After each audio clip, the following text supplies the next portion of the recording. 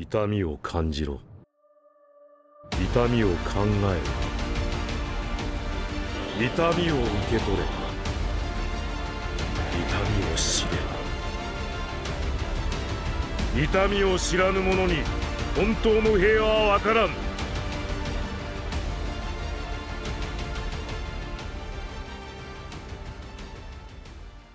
Wesh wesh canapèche, ça se prosse et aujourd'hui au programme, on va s'intéresser à un sujet connu de tous mais dont personne ne parle réellement tellement c'est ancré dans la culture narutoesque. Naruto a introduit un système de techniques basé sur la manipulation de leur énergie, le chakra en l'occurrence. Et grâce à ça, on peut voir des jutsu élémentaires beaucoup trop stylés, des techniques mentales qui nous retournent le cerveau et plein d'autres capacités, tous plus intéressantes les unes que les autres, comme ressusciter les morts, invoquer un dieu de la mort, etc. Pourtant, la base de la base dans l'utilisation de ces techniques, c'est le chakra et plus particulièrement comment l'utiliser pour transformer de l'énergie immatérielle en technique solide et véritable. Genre tu passes de j'ai du chakra dans le corps à je peux transcender le concept d'espace-temps pour déplacer un objet instantanément d'un point A à un point B. Pour ce faire, donc pour convertir l'énergie brute en technique, il faut pouvoir la manipuler et c'est là qu'entrent les mudras. Les mudras ou signes de main permettent cette manipulation. En malaxant son chakra et en effectuant les bons mudras, il est possible d'utiliser une technique un petit peu comme un cheat code dans GTA. D'ailleurs, je vais en afficher un à l'écran. L'élite qui comprendra duquel il s'agit, je m'engage à leur envoyer une Ferrari et une boîte de petits pois. Ma générosité n'a aucune limite. Bref, avant de partir sur notre question du jour, à savoir pourquoi on a arrêté de les utiliser, j'aimerais qu'on reparte sur une analyse du concept même de mudra avant. Parce que vous allez le voir, il y a quelques éléments qui risquent de vous surprendre. Ouais bon j'avoue ça fait très phrase de youtubeur en déj de buzz, mais bon, c'est pas mon cas. Donc reste bien jusqu'à la fin parce qu'elle risque de vous surprendre. Ouais bon promis j'arrête. Et puisque j'entends que vous êtes en train de pester parce que cette vidéo est plus courte que d'habitude, on va pouvoir commencer. Oui, j'entends même les émotions négatives.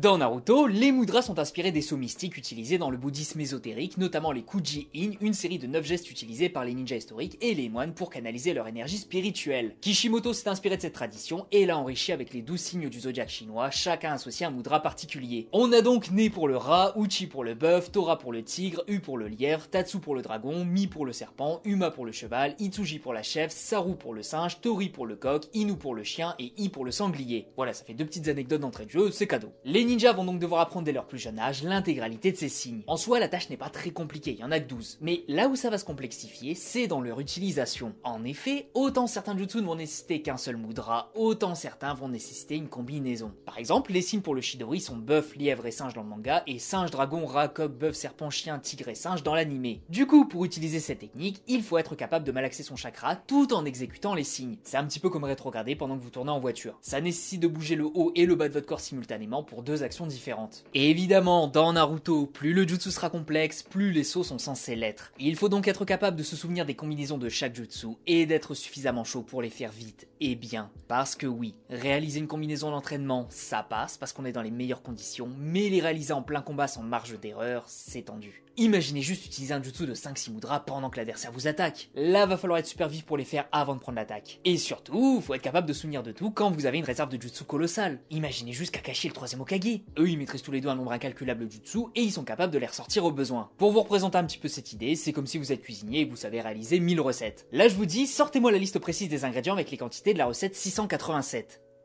Vous imaginez à quel point c'est chaud? Bien sûr que quand vous allez faire une dizaine ou une vingtaine de recettes, c'est super simple, mais imaginez 1000 différentes sans se tromper. Surtout que là, c'est encore plus chaud parce que toutes les combinaisons vont fatalement toutes se ressembler et être capable de sortir un jutsu précis parmi une réserve de 1000 techniques, c'est extrêmement impressionnant. Soyons admiratifs envers Kakashi et le 3ème Hokage et Tenten s'il vous plaît. Aussi, on a un autre élément assez intéressant concernant les mudras, c'est leurs variantes. En fait, j'en ai cité 12, mais il y en a bien plus que ça. Certains jutsu, notamment les jutsu spécifiques à certains clans, sont utilisables via un mudra différent. Prenez par exemple les techniques de transposition du clan Yamanaka. Ils utilisent une sorte de cœur avec les mains et c'est tout. Pas besoin de plus. Le multiclonage également. Il faut utiliser ce geste qu'absolument tout le monde a déjà fait au moins une fois dans sa vie, et ça part. Et ne faites pas genre, je sais que vous venez de le faire à l'instant. Je vous vois. Donc, en plus des 12 mudras de base, certains doivent utiliser en plus des mudras particuliers. Mais en soi, c'est pas ultra contraignant. Au contraire, un membre du clan Yamanaka n'aura à retenir qu'un seul mudra, donc en vrai, c'est plus rentable pour eux. Sinon, un autre élément assez intéressant avec les signes, c'est leur utilisation alternative. On en a eu l'exemple au tout début et à la toute fin de la série. Dès le début, on découvre qu'Aku est capable d'utiliser ses mudras d'une seule main, ce que Kakashi n'avait jamais vu auparavant. évident. Et quand on sait que Kakashi a tout vu et tout vécu, ça prouve que c'est une utilisation extrêmement rare des mudras. En plus, cette utilisation ne semble pas avoir de contre-coup majeur. Genre, dans Fairy Tail, utiliser de la magie de glace d'une seule main est plus pratique vu que ça laisse l'autre main libre, mais la qualité de la construction est moindre. Mais ici, ça ne semble pas être forcément le cas. Ou alors niveau efficience, ça perd en qualité. Genre, pour utiliser un jutsu, faut utiliser un mudra. Les deux mains servent à la transformation de l'énergie immatérielle en technique matérielle. Mais en utilisant qu'une seule main, l'unique main utilisée devra faire tout le boulot, ce qui peut être difficile ou prendre plus de temps. Est-ce Kaku aurait été plus efficace avec son jutsu s'il l'avait utilisé avec ses deux mains? Bah peut-être. Mais comme Léon dans Fairy Tail, utiliser son jutsu à une seule main lui a permis de bloquer la main de Sasuke en même temps, donc ça peut être bénef. Et c'est d'ailleurs le cas avec Minato, qui pouvait aussi utiliser des jutsu à une seule main, mais lui c'était pour compenser le fait d'avoir un bras en moins, comme Sasuke finalement. Utiliser un jutsu avec une seule main, c'est donc possible, même si c'est un phénomène assez rare. Minato et Haku sont juste beaucoup trop chauds en la matière. Et d'ailleurs, on a d'autres exemples un petit peu détournés de la chose. Quand Anko se battait avec Orochimaru, elle lui a volé sa main pour exécuter un mudra dans l'optique de l'exécuter. Du coup, ça veut dire que même si l'une des mains utilisées n'est pas la nôtre, ça peut quand même fonctionner. Je sais pas s'il y a une sorte de transmission de chakra vers l'adversaire, mais vu que c'est quelque chose qui se fait, j'imagine qu'il y a un véritable intérêt et que ça fonctionne tout aussi bien qu'avec nos deux mains. D'ailleurs, petite anecdote que tout le monde doit connaître, mais dans le générique numéro 10 de Naruto Shippuden, Naruto, Sakura et Sai utilisent un jutsu à 3 en utilisant chacun une main pour composer un mudra. Ça crée un jutsu Raiden et je trouve ça vraiment dommage qu'on n'ait pas poussé ce concept. Imaginez des ninjas d'une unité utiliser ce genre de stratégie pour créer un jutsu encore plus puissant que de base. Genre les embous qui créent un jutsu basique mais ultra puissant de la sorte. Non seulement ça pourrait redorer leur blason, mais ça aurait pu nous remettre un petit peu en avant les jutsu élémentaires trop souvent mis de côté à cause des capacités cheatées qu'on a par la suite. Mais bref. Et enfin, dernier exemple un petit peu particulier. Le cas Madara. Madara, pendant la guerre, a utilisé le Tengai Shinsei, les deux météorites qui tombent successivement du ciel. Et là, est-ce que vous avez remarqué un petit détail particulier? Je vous laisse 74 minutes le temps de trouver. Je vais aller me faire un petit cappuccino en attendant. One eternity later. En fait, Madara utilisait non pas un, mais 3 mudras. Par contre, il n'a pas utilisé 3 mudras successivement, mais 3 mudras simultanément. Et ça, c'est vraiment particulier. Il a utilisé son Susanoo à 4 bras pour réaliser les 2 mudras restants, donc là, il y a plusieurs questions qui vont se poser. Est-ce que ce jutsu nécessite forcément 3 mudras en même temps? Est-ce que d'autres jutsu qui nécessitent 3 mudras en même temps existent? Est-ce que le Susanoo est obligatoire ou il peut être remplacé par des clones? Ça, vous voyez, ce sont des questions qui se posent. Madara est-il juste bâti différemment? Je pense que c'est évident. Oui, tout simplement. Et enfin, même si ça risque de faire débat, dites-vous que les mudras sont un des domaines évalués dans le databook via les statistiques des personnages. Alors oui, je sais que ça fait débat sur est-ce que la partition ne ferait pas plutôt référence aux techniques de scellement. J'ai eu le droit à pas mal de reprises dans les commentaires de mes vidéos, et franchement, bah ça se comprend vu le terme utilisé. Mais dans le premier databook, c'est littéralement précisé que ça fait référence au signe de main. En plus, le Fuinjutsu est un art ninja extrêmement avancé, donc on se doute que les Naruto, les Kiba ou les Shoji auraient 0 sur 5 obligatoirement si les sauts faisaient référence à ça. Ici, les sauts font référence à la connaissance et à l'utilisation des différents signes de main, et à la facilité à exécuter les combinaisons. Sakura étant un rat de bibliothèque, elle a un score très élevé parce qu'il s'agit d'une base ninja et qu'elle maîtrise les bases à la limite de la perfection. Là, elle a pas 4 sur 5 en Fuinjutsu, ça n'a aucun sens. Et du coup, même si ça semble inutilisable en débat parce que les mudras n'apportent pas une véritable compétence supplémentaire comme l'intelligence, la vitesse ou autre, bah c'est pas négligeable pour autant. Je dirais même que c'est un composant d'un petit peu toutes les caractéristiques non physiques. Genre, un bon utilisateur de ninjutsu ou de genjutsu doit être bon dans le domaine, un ninja intelligent également. Même un individu rapide se doit de l'être au final parce que c'est bien de bouger vite, mais si tu mets 3 heures pour une combinaison de base, bah c'est pas fou.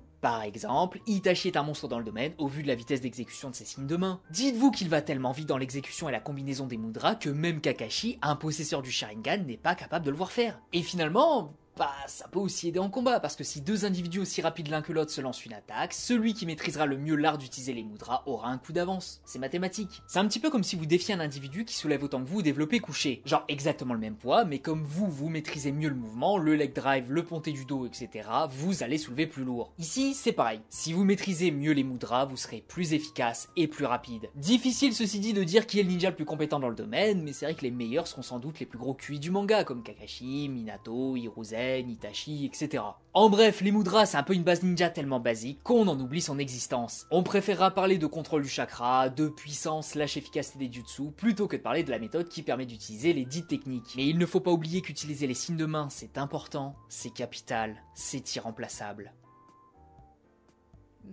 Même si, à travers le temps, on constate que finalement, les mudras cessent peu à peu d'être utilisés. Pourquoi ça? Eh ben on va voir ça tout de suite.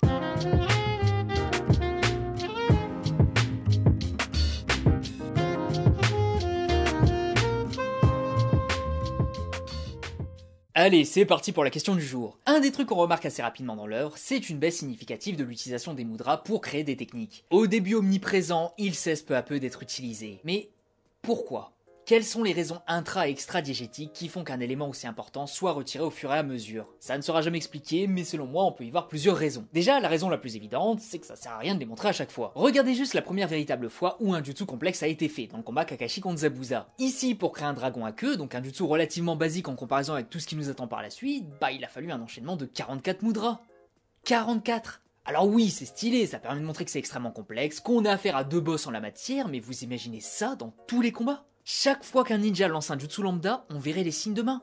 Littéralement à chaque fois. Ça aurait été super chiant. Et attention, moi je trouve les mudras super stylés évidemment, mais admettez que ça pèterait le rythme à un moment. Regardez, Sasuke contre Kakashi au tout début de la série. On utilise 3 cases pour montrer Sasuke utiliser un simple katon. On comprend l'utilité sans que ce soit expliqué, ça rend plutôt bien, ça donne envie de refaire pareil, tout ça. Mais là, on était au début de la série, et c'était tout nouveau. Imaginez la même chose 500 chapitres plus tard. Genre, à chaque fois qu'un ninja utilise un jutsu, on nous montre au moins une case de lui en train de composer les signes. Genre, un perso utilise un jutsu, signe de main. L'autre contre avec une technique, signe de main. Ensuite il contre-attaque avec une technique, signe de main, etc. Ça aurait été inutile à force. Et surtout, ça aurait été super lourd. Du coup, comment l'auteur a fait pour éviter de perdre quelques cases à chaque mouvement dans un combat? Soit il ne montre pas les signes de main en mode le jutsu se lance directement, soit il se contente du minimum, à savoir le dernier geste. Les mudras ne seront complètement montrés que lorsque le jutsu sera utilisé pour la première fois, ou alors dès que la scène est vraiment importante, genre l'emprisonnement des morts. Du coup, je pense que Kishimoto n'a pas forcément cherché à faire disparaître les mudras des jutsu, juste qu'il a dû réfléchir à comment faire en sorte d'utiliser des jutsu sans perdre 3-4 cases à chaque action. Faire ça aurait vraiment ralenti les combats, donc bon, c'est un mal pour un bien. D'ailleurs, j'en profite pour revenir sur un commentaire qui est revenu pas mal de fois dans ma vidéo sur les éléments, mais non, Tobirama ne crée pas son dragon à queue avec seulement 1 ou 2 mudras, ce qui implique qu'il est le meilleur dans le domaine. Dans le manga, on ne voit que le dernier geste de son jutsu, mais ça ne signifie pas que le reste de la combinaison n'existe pas. Vu que les embouts faisaient les commentaires en direct, s'ils avaient vu un truc anormal concernant son nombre de mudras, ils l'auraient relevé. Ici, rien. Donc à mon sens, c'est clairement plus probable que la partie combinaison soit skippée parce que ça n'aurait aucun intérêt de tout le temps tout montrer, surtout vu l'enchaînement du jutsu qu'il y a eu. Par exemple, on voit Sasuke utiliser son Chidori pour la première fois avec des mudras. Deuxième utilisation, il n'utilise qu'un seul mudra. Troisième utilisation, pas de mudra. Chapitre 226, donc quand il a son Giga Power Up, il réutilise tous les mudras nécessaires. S'il est capable de ne pas utiliser de mudra pour l'utilisation de ses jutsu, pourquoi il le fait? Tout simplement parce que les fois d'avant, il devait utiliser des mudras, c'est juste que ça n'a pas été montré dans le manga pour ne pas ralentir le rythme. En plus, c'est même assez logique parce que le Rasengan est un jutsu particulier selon Jiraiya et l'une des raisons est qu'il ne nécessite pas de mudra justement. Si tous les jutsus sont susceptibles de ne pas en nécessiter, le Rasengan n'est pas plus intéressant qu'un autre au final. Je pense donc qu'avec cet élément, on a déjà une preuve difficilement réfutable. Les mudras sont donc toujours utilisés, mais ils ne sont juste pas montrés, ce qui donne l'impression qu'ils se perdent avec le temps, même si c'est faux. Du moins, c'est pas exactement ça. Parce qu'un autre élément qui justifie pourquoi on voit de moins en moins les mudras, c'est la sous-utilisation des jutsu avec mudras justement. Comme indiqué au début, Naruto est un univers dans lequel les ninjas utilisent des jutsu en convertissant leur chakra via des combinaisons de signes de main. Mais très rapidement, cette idée est mise à rude épreuve au vu de notre personnage principal. Je pense ne pas me faire beaucoup d'ennemis en disant que Naruto n'est pas un expert en matière de saut. On le voit dans ses stats, il est vraiment pourri, et vu que c'est quelque chose que tu apprends à l'académie, on comprend son giga retard. Du coup, les quelques jutsu qu'il va maîtriser, ils vont pas prendre appui sur ce domaine. Globalement, il va utiliser 3 jutsu dans la première partie, le sexy jutsu et le multiclonage qui ne nécessite qu'un seul mudra, et le Rasengan qui n'en nécessite même pas. Du coup, le personnage principal, donc celui qu'on va voir le plus dans l'œuvre, n'utilise quasiment aucun mudra dans toute la série, ce qui va donner l'impression que c'est un concept oublié. Et dans la deuxième partie,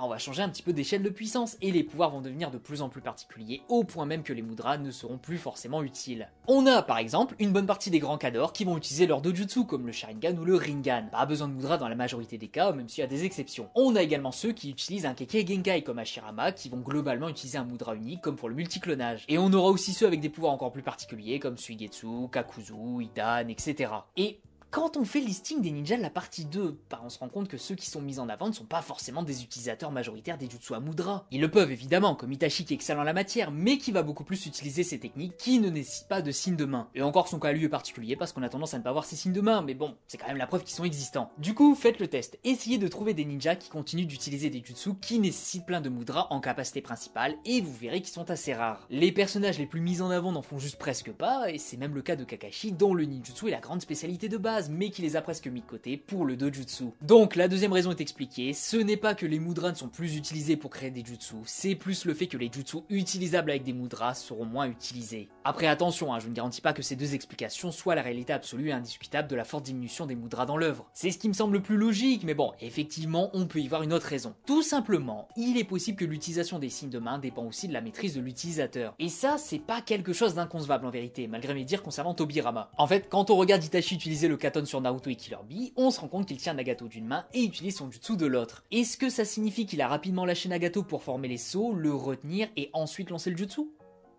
Difficile à croire, hein. Enfin, c'est pas la scène la plus facilement explicable si on est partisan de la première théorie. Ou alors est-ce que lui aussi est capable de faire des sauts à une main? Bah c'est également possible. Mais globalement, ça me semble juste plus logique d'imaginer que les Mudras n'ont pas réellement disparu, ils ont juste arrêté d'être montrés. Je sais que pas mal de monde crie à l'incohérence sur ça, mais encore une fois, c'est pas parce que ce n'est pas expliqué que c'est une incohérence. Une incohérence, c'est une donnée qui entre en contradiction avec les règles établies dans l'œuvre. Le fait par exemple que Sasuke utilise son Chidori sans Mudra n'est pas une incohérence, juste un choix artistique. Fallait gérer le rythme, les Mudras ça prend du temps, donc l'auteur les a retirés. Point. Mais enfin bref, c'est tout pour cette vidéo. J'espère vous avoir appris 2-3 trucs sympas dessus et que vous avez maintenant compris pourquoi les Mudras n'ont pas réellement disparu, c'est vraiment une idée reçue selon moi. Mais bon, encore une fois, la seule bonne interprétation, c'est la vôtre, et ça fait du bien d'avoir un manga avec autant d'éléments à interpréter. On n'est pas prêt de le lâcher lui. Mais allez, moi je vous dis à la prochaine pour une nouvelle vidéo. Des bisous les gens, prenez soin de vous, et la prochaine fois au programme, un nouveau débat de puissance. Un tous les 2 semaines à partir de maintenant, ça vous va? Mais allez, ça part, c'est cadeau, ne me remerciez pas.